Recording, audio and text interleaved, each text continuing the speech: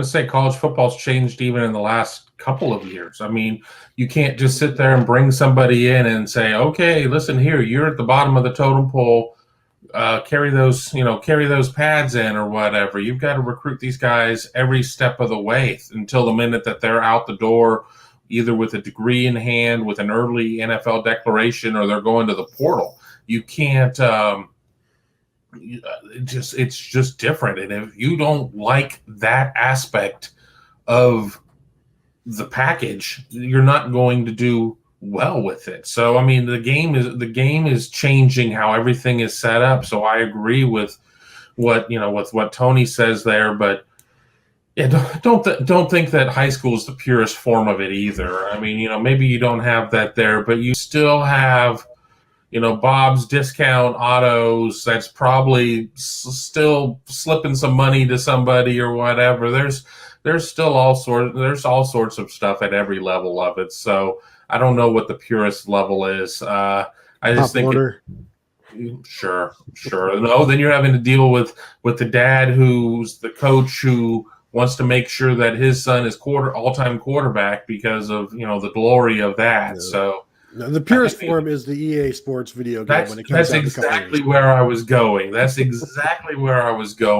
Read a rumor yesterday that they're talking about using the Madden game engine for the NC2A, which is horrible news. I don't like the Madden game engine. There was always a difference between Madden and the NC2A versions, and it was a much more fluid, quicker game with the NC2A version. So, hopefully they figure it out. We all talk, well, they don't have a single line of code written. Be that as it may, they've got a year plus to be able to get it done. Start writing. If they can sit there and turn out a Call of Duty game every year, they can turn out a some sort of Star Wars game every year, you can get this thing going.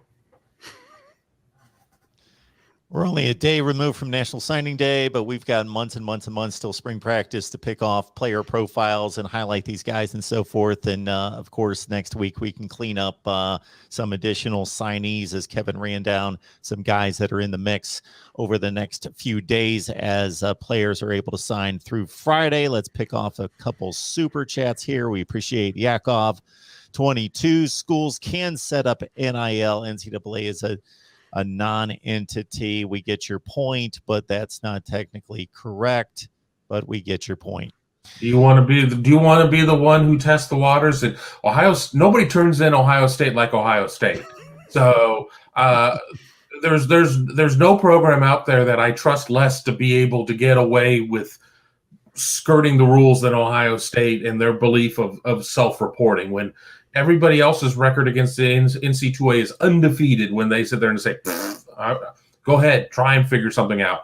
Ohio State on the other side, and it's self-reporting, that hasn't worked for me. Yeah, they self-report like other people use Instagram. Like they let everybody know everything. This is what I'm doing. We have actually texted 2 players that we shouldn't have, and we've let the NCAA know. And I've seen compliance names being bandied about here on the message board on Twitter saying this guy's the enemy, that guy's the enemy. Like they're just trying to keep Ohio State out of NCAA trouble. They're trying to stay on the up and up.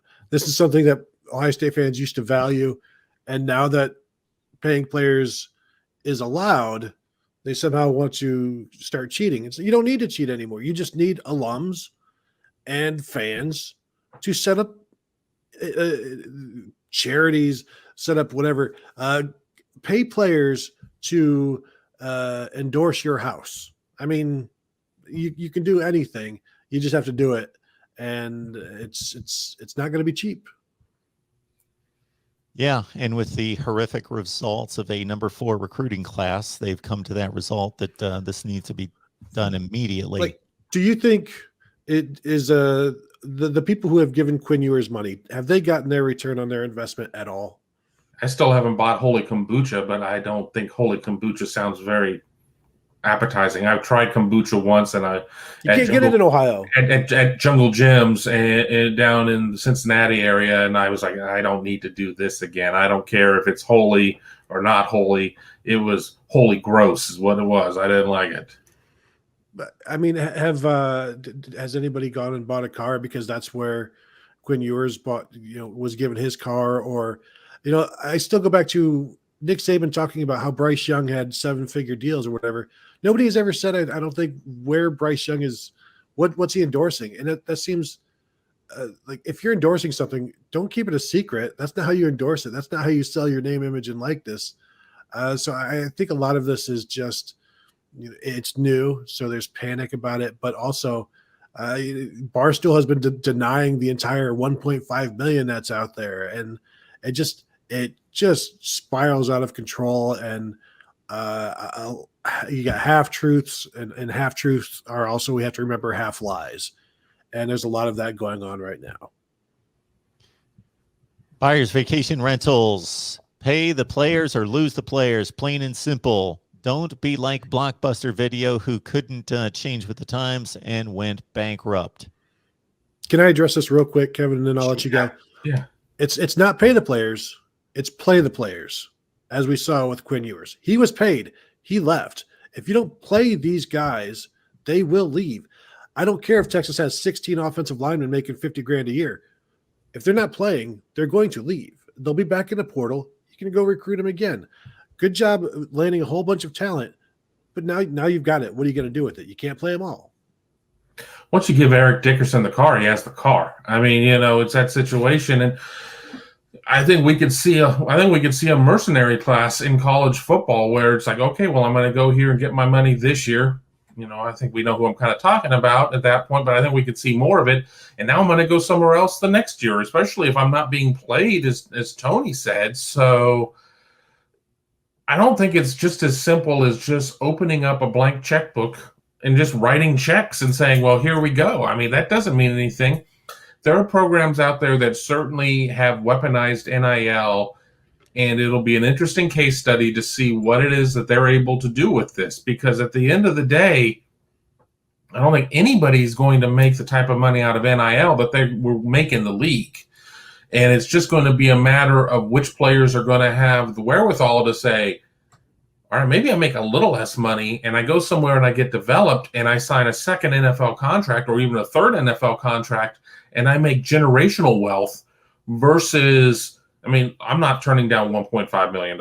I mean, Mark pays me 1.2 to be on the show, but with your fine super chats. But the thing is like, I can get this money now, regardless of how I perform. And not everybody makes it to the next level. I mean, we see all these NC2A athletes who end up working at Enterprise according to the commercials.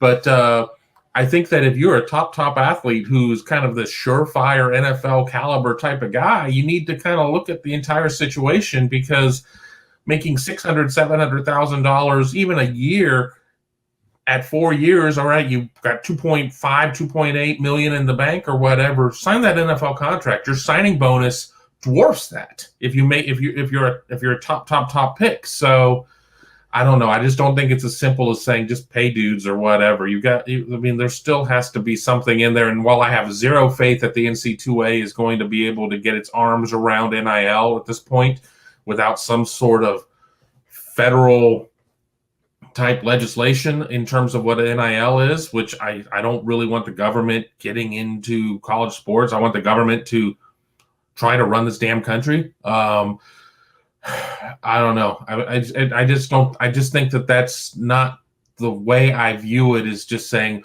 pay them or pay them or be left behind. I mean, yes, you do need to figure out ways that that's going to work out, but you also need to at least stay within some sort of, you have to stay within the painted lines to a certain extent, because I think there are going to be some programs that are going to be so blatant and so bad with this situation that the NC2A is just going to fall within, it's going to fall into the bodies. I mean, I don't know. I don't even know how to say it.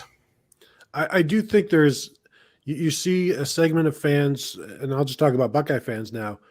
They want their team to be tougher. They're not tough enough. They're soft. They're this, they're that. Do you want a tough team, or do you want a team that just shows up for money?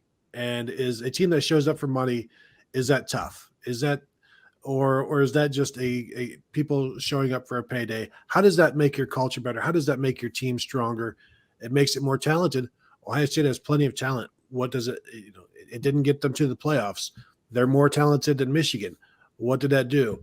I don't think just mercenaries are not the answer in terms of if the issue is toughness, paying players doesn't fix that. That just brings in other players that then you have to hope that you can get them to be as tough as you want them to be, even though it's I think players are plenty tough, but I don't think one fixes the other. If you consider that Ohio State is soft, if this is your thought process, I don't know how paying players fixes that. I want to jump in with a point too. Everybody was so concerned about once NIL was there, how the SEC, how these programs in the Deep South were going to be the ones to weaponize it. I said even from day one, once that started, it's not those programs. Look at the state of Texas. Look at the booster culture at A&M. Look at the booster culture at Texas. Those are the ones with some of that oil money and things there. Those were the ones that I felt that were going to be the ones that were going to be front and center. And I'm not going to sit there and say that I've completely been proven right at this point, but I feel as if I've been proven right here 1 year into the cycle. Yeah, oil money is a lot bigger than shrimp boat money.